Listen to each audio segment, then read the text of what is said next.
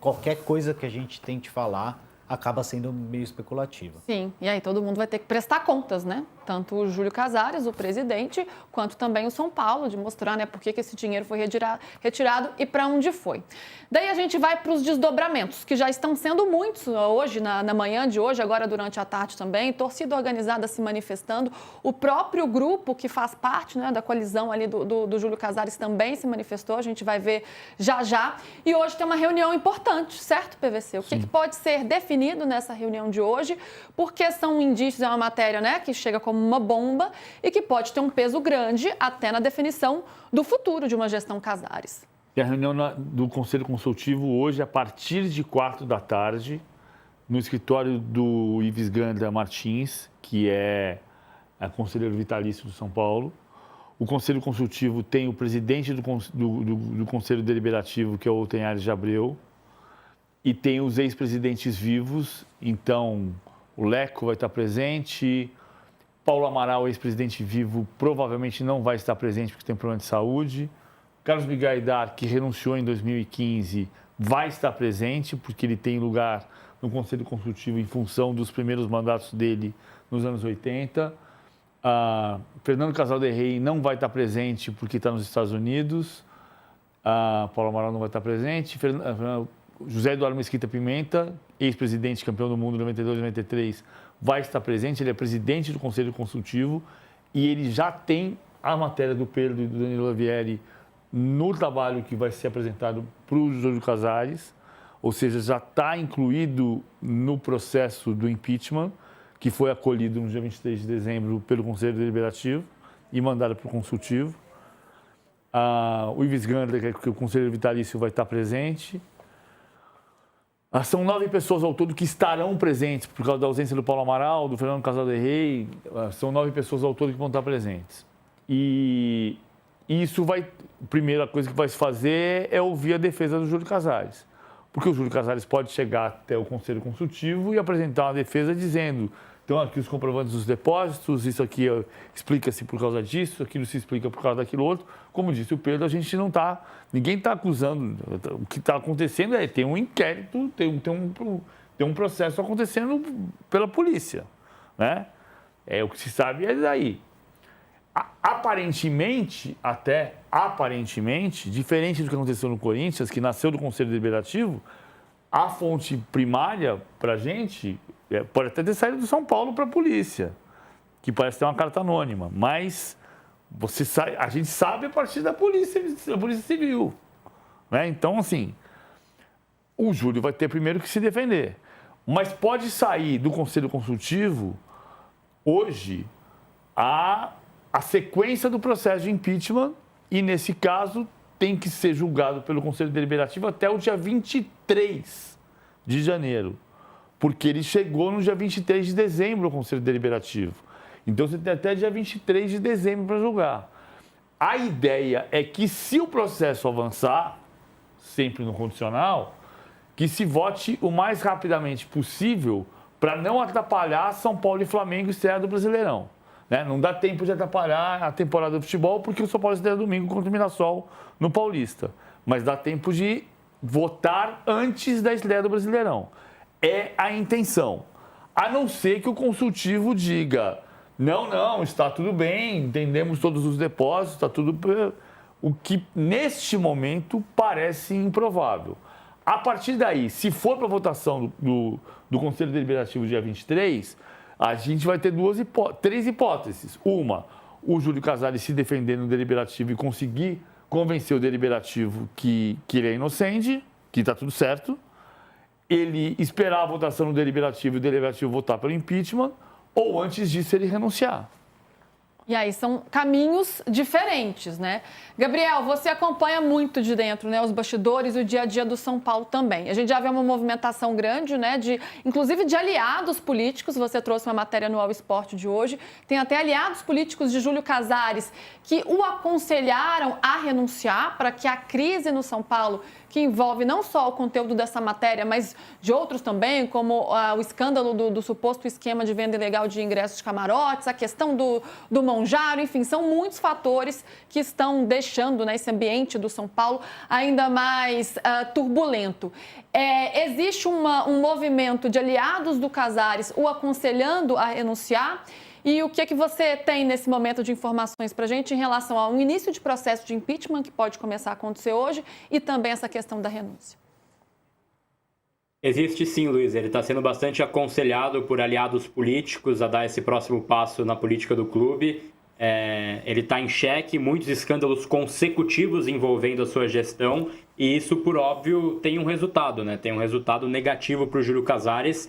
Ele terá uma reunião, portanto, agora 4 horas da tarde, que é essa do Conselho Consultivo, e agendou também novas reuniões com grupos políticos essa tarde / noite, né? Durante esse dia, então, é um dia muito turbulento para o Júlio Casares. Antes de entrar no ar, conversei com praticamente todos os coordenadores aí das chapas da tal coalizão, que é uma união de grupos, 6 grupos, né, que ainda compõem apoio ao Júlio Casares. Esses grupos, hoje, só uma informação importante, eles terão, entre eles, uma reunião entre os membros. Eles já têm dissidentes nesse momento, então pessoas que já deixam esses grupos por conta própria, mas os que restaram terão uma reunião durante o dia de hoje, durante a parte da tarde / noite, e existe uma tendência de que 2 a 3 grupos oficializem hoje uma ruptura da coalizão, ou seja, deixem de forma formal o apoio ao presidente Júlio Casares, que é uma das bases que ainda o sustenta. Ele tem 6 grupos, portanto, apoiadores, e os 6 podem virar 4 ou 3 ainda nessa terça-feira. Ele não cogita renunciar nesse momento, mas é uma pressão crescente, tem essa questão do consultivo, e o fato pelas pessoas que andam conversando, acho que o PVC e o Pedro podem passar também as suas percepções, é que o Júlio Casares não enfrentaria uma votação de impeachment. Isso é algo que para ele é muito negativo, então ele não enfrentaria, e aí sim ele poderia cogitar essa renúncia. Já tem uma movimentação interna ali, caso ele caia, assumir o próprio Harry Macias Jr., que é o vice-presidente do São Paulo, empresário, 80 anos, é um cara também bastante ativo na política, um dos líderes, portanto, do Vanguarda Tricolor, que é um dos grupos dessa coalizão, mas tem uma situação extremamente delicada do Júlio Casares para essa terça-feira, e é um presidente que está em xeque aí no São Paulo, algo muito sério para reverter, para continuar no poder. Olha só, tem uma coisa importante, assim, até uma coisa que eu ouvi hoje, que é, se quer votar, se for para o deliberativo, estamos sempre colocando no condicional, tudo indica que vai para o deliberativo e que o Júlio pode renunciar antes da votação do deliberativo, como o Sá falou agora. Qual é a chance dele não... As consequências não serem piores para ele. O caso do cara... Vamos pegar aqui, olha só, na história dos clubes de São Paulo, no Flamengo tem o Edmundo Santos Silva, que foi empichado em 2002. No São Paulo tem um presidente afastado, que é o Cosme Gaidar, que renunciou para não ser empichado. No Santos tem 3 casos de renúncia e tem um caso de impeachment. No Palmeiras tem um caso de impeachment do Jordão Bruno Sacomani. No Corinthians tem 2 casos de impeachment. O Miguel Martinez em 72 e o Augusto Melo no ano passado. O São Paulo tem o caso do Cosme Gaidar. O Cosme Gaidar renunciou para não ser empichado. E veja, me surpreendi hoje. O Cosme Gaidar vai para a reunião do consultivo. Eu falei, mas ele vai para o consultivo, mas ele foi presidente que renunciou. Não, mas ele tem o direito porque ele tem 2 mandatos anteriores. Ele foi presidente, ele renunciou, ele não foi empichado. Se ele fosse empichado, ele não iria. Mas ele pode ir, ele faz parte do consultivo. Então, veja como assim, são casos, aumentaram nos últimos tempos, mas são casos que não são frequentes, felizmente, em mais 120 anos de história dos clubes de São Paulo e dos clubes brasileiros, que eu incluí o Flamengo aqui. Acho que o Júlio só vai para a votação do impeachment, que o Gabriel Sá falou, ele tem toda a razão, ele só vai para a votação do impeachment, se for para o impeachment, se ele tiver uma defesa absolutamente segura, o que neste momento parece difícil. Eu ia dizer improvável, mas não é improvável. Seria difícil você acreditar. É o que você falou, eu vim de táxi para cá hoje. Como eu paguei? Pix. Quem está pagando em dinheiro vivo?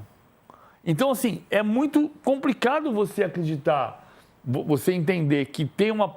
Mas existe uma possibilidade, claro. Todo mundo é inocente até que se prova o contrário. Então, se ele tiver uma defesa gigantescamente construída para ir para a votação do impeachment no dia 23, ou no dia 22, ou no dia 20, ele vai para a votação do impeachment confiante, beleza, e não renuncia.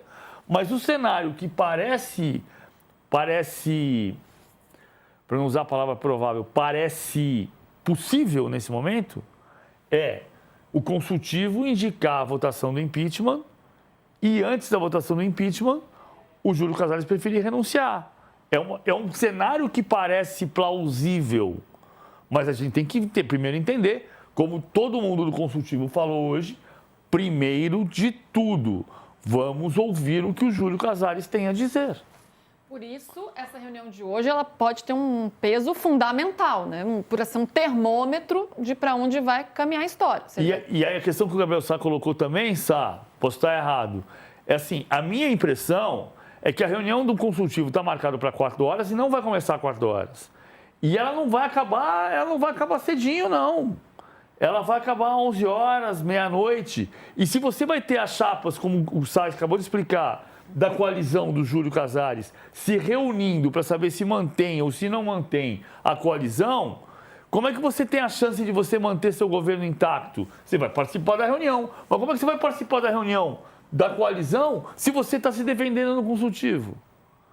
Então, assim, tem uma consequência gigante, independentemente da questão da votação de ir para impeachment ou de ele mostrar uma defesa, tem uma discussão gigante do ponto de vista político. Porque ele não pode participar desta vida política enquanto ele está se defendendo em outra esfera. Ele tem que se explicar para todo mundo, claro, né? Então ele tem que se dividir aí, né, para a base aliada e também para tudo que envolve o clube.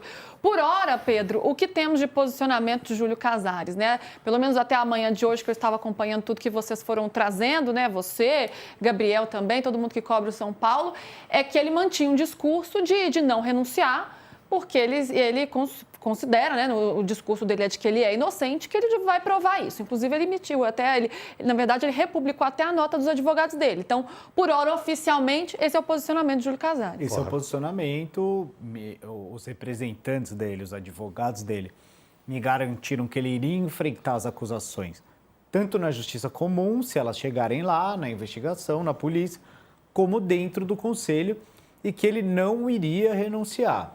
E a nota divulgada pelos advogados é no sentido de afirmar inocência, né? Ele diz que a origem desses pagamentos é lícita, que eles têm lastro. E aí é uma coisa um pouco vaga, né? Na evolução patrimonial do Júlio. Cita empregos que o Júlio teve antes da presidência do São Paulo, mas esses depósitos aconteceram agora, né? E diz que ele é inocente. Então, nesse momento, a versão oficial é de que ele não renuncia, mas tudo pode mudar. A gente está trazendo aqui tudo que é informação para vocês. E agora vamos para o caminho, para o âmbito da opinião. Lucas Mussetti, uma situação muito complicada para o presidente, né? Diante de tantos indícios de tudo que foi apresentado, o cerco vai se fechando. E para ele continuar no lugar, na posição que ele está, vai ter que se explicar e dar uma explicação muito boa. Pois é, Lu, teria que ser algo muito surpreendente. Primeiramente, parabéns para o Pedro e para o Danilo por mais uma matéria muito importante nesse dia a dia do São Paulo. Imagino que o Casares esteja preocupado com as próximas notícias de tantos problemas que ele e seus aliados têm causado. Eu acompanhei muito de perto o impeachment do José Carlos Pérez no Santos e do Augusto Melo no Corinthians. São motivos diferentes, cada clube é um clube, cada política é diferente, mas o que dá para ver de semelhante é que parece, em todos os casos, que é uma questão de tempo. E aí o apego ao poder acabou só protelando a história. No caso do Pérez, ele foi empichado em novembro de 2020, um mês antes de terminar o mandato, para um processo que começou em 2019. É um monte de liminar. O Augusto Melo, idem. Todos os processos democráticos foram atrasados no Corinthians até que, de fato, ele saiu da presidência. Eu espero que com Casares seja diferente, que primeiramente, talvez, ele prove sua inocência, nos surpreendendo, porque os indícios são, de no mínimo, algo que cheira mal, e num segundo momento, se ele estiver cometendo esses erros e as pessoas próximas a ele, que ele faça diferente dos presidentes dos clubes rivais aqui de São Paulo e saia antes, porque ele vai atrapalhar o São Paulo. A pergunta da enquete, isso tem impacto em campo. A gente viu o Corinthians campeão da Copa do Brasil, mesmo cheio de problemas. Mas é óbvio que atrapalha. Se vocês são o Alan do Flamengo e estão lendo as notícias do UOL, você quer jogar no São Paulo? Será que o Danielzinho não está pensando que teria que ir para outro clube? Esse cenário atrapalha a chegada de novos profissionais, o mercado te olha mal, duvida de você.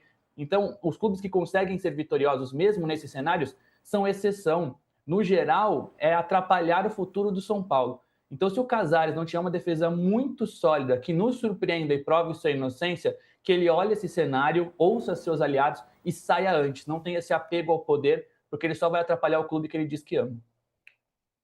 Pois é, né? Vamos ver qual vai ser o caminho que ele vai tomar. E como a gente está contando aqui, vai depender muito dessas reuniões, né? De como ele vai se defender.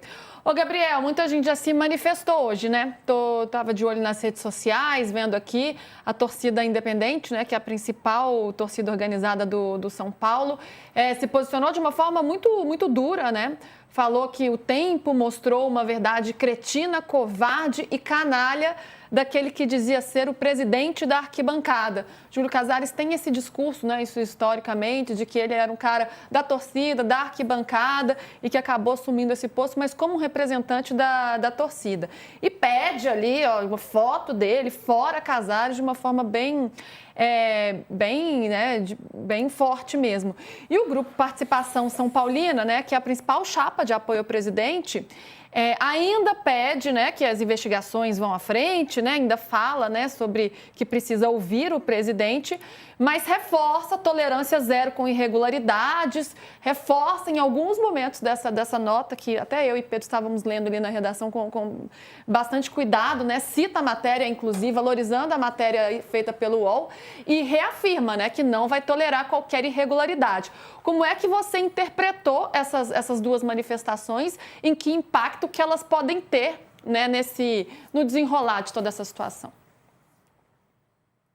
É um impacto muito grande para o Casares, né, Luísa? Principalmente a torcida organizada do São Paulo, que era talvez o último elo restante do torcedor que vai ao estádio. A gente lembra muito bem que nas últimas rodadas do último campeonato ele já era, né, xingado por parte do Morumbis, mas ainda assim preservado por parte da torcida organizada, e isso deve mudar com essa nota, com essa publicação muito direta ao Júlio Casares, e existe uma confissão de culpa da torcida independente. Até o Baby, que é um dos líderes, fez uma postagem particular falando que foi enganado pelo Casares, que caiu no conto do Casares. Ele afirma dessa forma. Então, há esse rompimento formal mesmo das duas torcidas, e houve também parte da Dragões da Real, que é uma outra organizada que também fez esse posicionamento. E sobre esse grupo Participação, é uma nota também assim, bastante impactante, porque esse grupo é o do presidente Júlio Casares, né? Então, ele é integrante desse grupo, é o grupo principal hoje no São Paulo, e há um certo recado ali também de que não vão tolerar certos comportamentos. Óbvio, tem uma tolerância ali para que ele possa explicar a situação, mas essa nota em específico também teve ali aquele fuzuê nos bastidores, porque o Júlio talvez entendia que nesse momento o seu grupo Participação iria esperar o decorrer dos fatos para ter um posicionamento. Isso foi feito por coordenador. Ele não é um dos coordenadores mais ativos nessa questão de notas, então também traz um pouco dessa insegurança. A coalizão do São Paulo, com 6 grupos, portanto, 3 podem pular fora ainda nessa terça-feira, e ainda tem muitos conselheiros ali indecisos que podem sair do grupo mesmo, virar conselheiros independentes, e aí vai ser um jogo interessante para a gente observar também na parte política do São Paulo, mas caem ali apoios importantes para o atual presidente do São Paulo.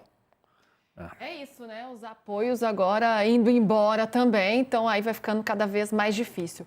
Vamos para o intervalo rapidinho, minha gente? A gente continua aqui no YouTube, na volta a gente continua falando sobre o São Paulo. Intervalo de quê? Intervalo de quê? Do canal do programa na TV, mas a gente continua no YouTube. Vamos seguir falando, né, sobre os impactos no futebol também de tudo isso que está acontecendo. Então vamos lá. Gente, tô vendo. Eu sempre largo esse fio aqui, não é uma coisa horrorosa, gente. Ela não consegue ficar arrumadinha, bonitinha. Mas tá aqui, ó. Tô de olho nas mensagens de vocês. Deixem like aqui no de primeira. Mandem suas mensagens aqui, suas perguntas também. Tô de olho aqui em vocês. Quer ver uma pergunta que eu selecionei aqui Na verdade, o comentário do Rafa Sharkin. Luísa, faz alguma coisa, ajude São Paulo, pelo amor de Deus. Ô, gente, nós estamos fazendo o nosso papel, Pedro Lopes especialmente, Gabriel Sá também, né? De investigar, fiscalizar, fazer o papel que o jornalismo tem de fiscalizar. E isso é ajudar o São Paulo. Acho que é a maior ajuda aí que todos nós podemos fazer pelo E agora está tendo entrevista coletiva do Brax lá no Atlético. É verdade. É verdade. Também tem que explicar bastante coisa. Né? Fala diferente, né? Não comparando, mas assim, dos rumos do clube, né? Se o Hulk fica, se o Hulk vai embora, enfim. Não estou comparando as situações. O Rodolfo Buarque, ele manda uma dúvida, PVC, que tem a ver com o que você estava explicando ali. O consultivo não tem o poder de barrar uma possível votação de impeachment? Então, isso eu não tenho certeza, Sá. Não tem. O parecer do Conselho Consultivo, ele é consultivo, é opinativo, né? Ele vai ser anexado no processo. É claro, o São Paulo, historicamente, são cardeais, são eminências pardas do clube que estão dando um posicionamento, mas ele não tem nenhum efeito vinculante. Mas assim, se o consultivo disser mandar para o deliberativo a consulta de que não tem inocência... Será votado... Não, de que não tem inocência... Acrescenta um peso. Ele agrava. Ele agrava o processo de impeachment. Mas é simbólico o peso. Sim. É um peso simbólico. Essa decisão ela é do ontem, né, PVC? Então, ele vai ser, de fato, ali um nome que vai participar da reunião e caso ele seja recomendado a dar o andamento, aí sim cai o último elo, talvez, da gestão Casares. Caso ele seja recomendado a arquivar, não dar andamento no caso, ele também pode dar andamento, ele também pode chamar a reunião, mas, obviamente, isso ganha um peso político, né? Então, hoje é uma reunião importante, porque há quem diga que caso o Júlio tenha uma maioria muito impactante na do consultivo, ele entende que ele vai a voto mesmo no deliberativo e aí ele pode tomar uma decisão importante aí do próximo hoje, essa terça-feira. Uma outra dúvida que tem a ver com isso, a gente está voltando, mas aí a gente pode explicar até na volta. Tá tudo no âmbito da investigação, né? Não tem comprovado um crime. Mesmo diante disso, pode avançar? Não precisa ter um crime configurado para que isso avance? Não, por exemplo, quando a gente fala em impeachment do presidente, a gente vai falar... Vou te interromper, Pedro. Estamos voltando, que aí a gente continua falando na volta. A gente retornou agora no canal UOL na TV e eles estavam explicando sobre o processo de impeachment, né? PVC, Pedro e também Gabriel. E a pergunta que eu fiz foi, não foi configurado um crime, tá? No âmbito da investigação. E se mesmo diante disso, já pode avançar o processo? Sim, então, quando a gente fala em impeachment do presidente, o universo jurídico que vai ser analisado é o Estatuto do São Paulo, são as regras do São Paulo. Então, por exemplo, o presidente receber uma forma de remuneração indevida que não tenha previsão estatutária é uma violação do estatuto, pode ser um argumento.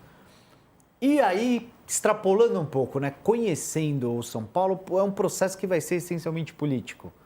A gente vai avaliar o quanto a imagem do Júlio, se ela foi atingida e manchada a ponto de ser insustentável a manutenção da gestão, ou não. Então, só vou colocar uma pergunta aqui para o Sá e para o Pedro. Porque depois eu queria concluir a questão do que você está falando da investigação. Vamos lá. Qual é a chance de sair da reunião do consultivo e não ir para a votação do impeachment no deliberativo? Eu acho muito remota. Teria que ter depois o Sá pode complementar, mas uma maioria esmagadora no consultivo recomendando o não segmento. E aí o presidente do Conselho Deliberativo, que é o Outen, ele precisaria matar essa no peito diante da opinião pública, da torcida, da organizada e falar, eu não vou dar sequência. Eu acho quase impossível. É isso, Sá?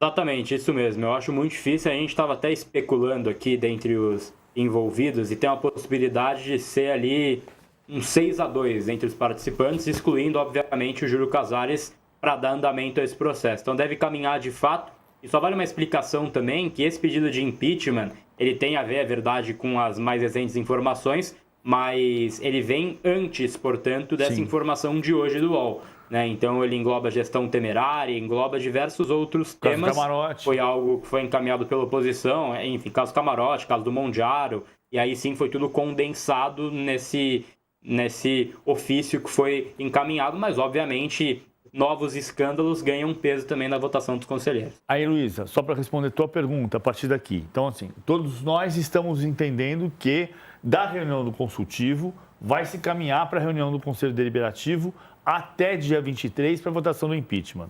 Digamos que a gente esteja enganado aqui, nós três, e que saia o ontem mate no peito, como disse o Pedro, e diga não vai para o Deliberativo. Tá? O que vai acontecer neste caso improvável? O inquérito vai prosseguir. E o inquérito não vai se definir em 10 meses. Ou seja, neste caso, que é a hipótese mais remota, você vai carregar isso até a eleição em novembro.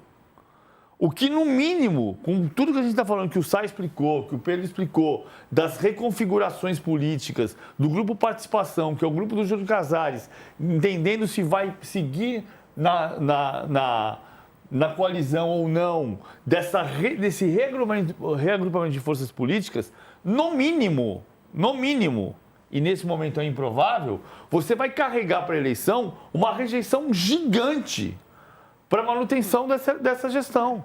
Na melhor das hipóteses, pro Casares, né? Que é até uma hipótese difícil que aconteça. E né? vale uma lembrança também, Luísa, que tem uma eleição, enfim, do conselho, de 100 conselheiros esse ano também, antes da eleição presidencial, né? Então, esses 100 conselheiros que serão eleitos, eles também têm muito em cima desse andamento do social do São Paulo, que já foi muito dominado por Dedé e Mara Casares. Hoje tem uma rejeição em cima da Mara por todos os últimos ocorridos e que o Casares também perde um pouco esse poder de controle no social. Então também impacta na votação ali do Conselho. E nisso, Mussetti, tem o futebol, né? Que foi a pergunta que a gente fez na enquete, que você deu uma contextualizada sobre isso.